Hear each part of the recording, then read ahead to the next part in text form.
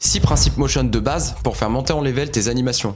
Pour commencer, on a l'action secondaire, c'est-à-dire une action qui supporte l'action principale pour lui donner plus de profondeur.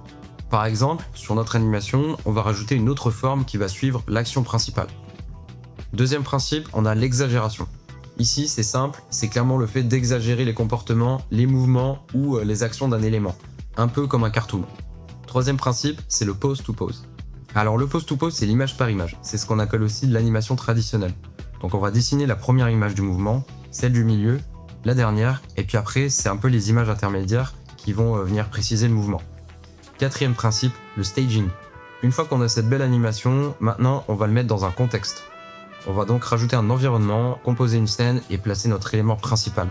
Donc c'est grâce à tout cet ensemble qu'on va pouvoir commencer à raconter une histoire. En cinquième, on a le solid drawing. Le solid drawing, c'est l'idée d'ajouter des détails, donner du volume, c'est-à-dire qu'on va travailler avec des lignes de perspective, on va passer d'un rectangle à un cube, on peut aussi intégrer notre élément dans un espace 3D pour plus de profondeur. Et enfin, notre dernier principe, appear. C'est tout simplement le style de votre élément animé, c'est ce qui dégage. C'est un peu les détails graphiques que vous ajoutez, des textures sur un objet abstrait, un visage plus prononcé et détaillé pour un personnage, etc. etc.